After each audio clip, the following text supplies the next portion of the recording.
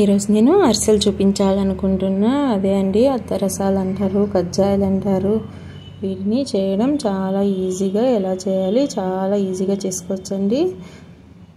రాని వారు కూడా, ఫస్ట్ టైం చేసిన వారు కూడా ఈ టిప్స్ ఫాలో కావండి, చాలా బాగా వస్తాయి.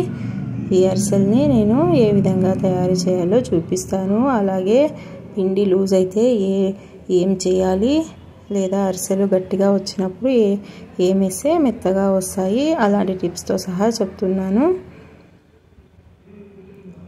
చూడండి, మా ఛానల్కి మీకు నచ్చినట్లయితే ప్లీజ్ లైక్ చేయండి, సబ్స్క్రైబ్ చేయండి. చూడండి, అరిసెలు చాలా బాగా ఈజీగా చేసుకోవచ్చు. వీటి కోసం నేను పాటించిన టిప్స్ మీతో షేర్ చేస్తున్నాను. కేజీ రేషన్ బియ్యం తీసుకున్నాను.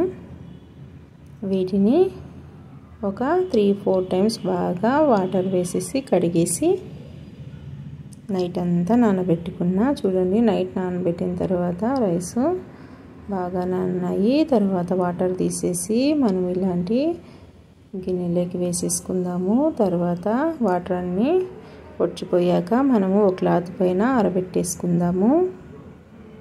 వీటిని ఎంతసేపు ఆరబెట్టుకోవాలనేది కూడా చెప్తాను.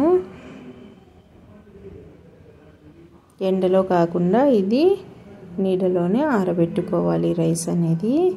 నేను పిండి మిషన్లో ఆడించుకొని రావాలనుకుంటున్నా. చూడండి, ఇలా చేతికి తేమ అంటుకోకుండా ఉండేంత వరకు ఆరబెట్టుకోవాలి. తర్వాత మనము పిండి మిషన్లో పిండి ఆడించిన తర్వాత చూడండి, జల్లెడ పట్టేసి ఈ విధంగా ప్రెస్ చేసి పెట్టుకున్నామంటే ఆ తేమ అనేది అలాగే ఉంటుంది.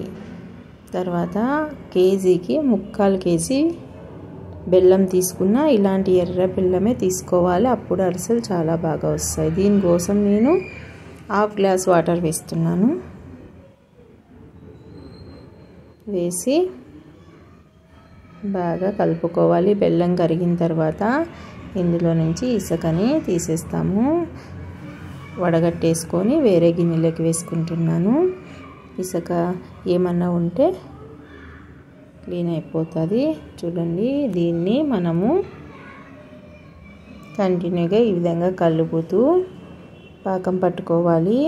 ఒక చిన్న గిన్నెలో వాటర్ పెట్టుకొని మధ్య మధ్యలో చెక్ చేసుకుంటాలి. చూడండి, ఇలా పాకం అనేది కరిగిపోకుండా వాటర్లోకి వేసినప్పుడు అంతా ఈ విధంగా ఒకవైపుకు రావాలి.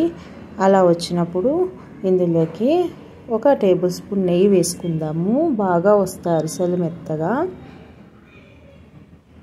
వేసేసుకొని మనము పిండిని కొద్దిగా వేసుకుంటూ బాగా మిక్స్ చేసుకోవాలి, ఉండలు లేకుండా. నేనైతే ఎలాంటి ఉండలు లేకుండా బాగా కలుపుకోవాలి. నేనైతే ఒక స్టిక్ తీసుకున్నాను, దాంతో అయితే కలుపుతున్నా. మీతో లేకుంటే ఒక గరిటె తీసుకొని బాగా మిక్స్ చేసుకోవాలి. మనం పప్పు చేస్తామే, ఆ కట్టి రివర్స్ చేసుకొని నేను ఈ విధంగా ఉండలు కట్టకుండా చేసుకుంటున్నాను. ఈ విధంగా కంటిన్యూగా పిండి అంతా వేసుకొని కొద్దిగా కలిపేసుకుందాము. కలిపేసుకొని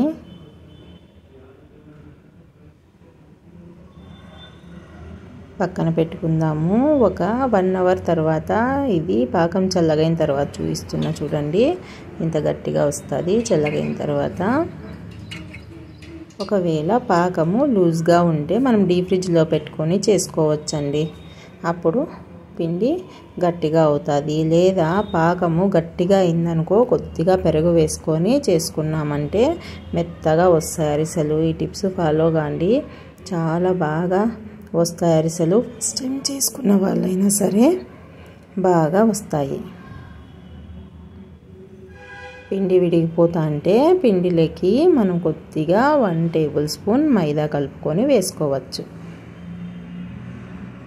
ఈ విధంగా మొత్తం అరిసెలన్నీ వేసేసుకుందాం. మనము వేసేసుకొని మనకి ఏ విధంగా కావాలంటే, లైట్ కలర్ కావాలంటే లైట్గా కాల్చుకోవచ్చు, లేదా కొంచెం డార్క్ కలర్ కావాలంటే డార్క్ కలర్ వచ్చేంత వరకు పెట్టుకొని కాల్చుకోవచ్చు. నేను 2 రకాలుగా కాల్చాను, చూపిస్తున్నాను. రెడీ అయిపోయాయండి అరిసెలు.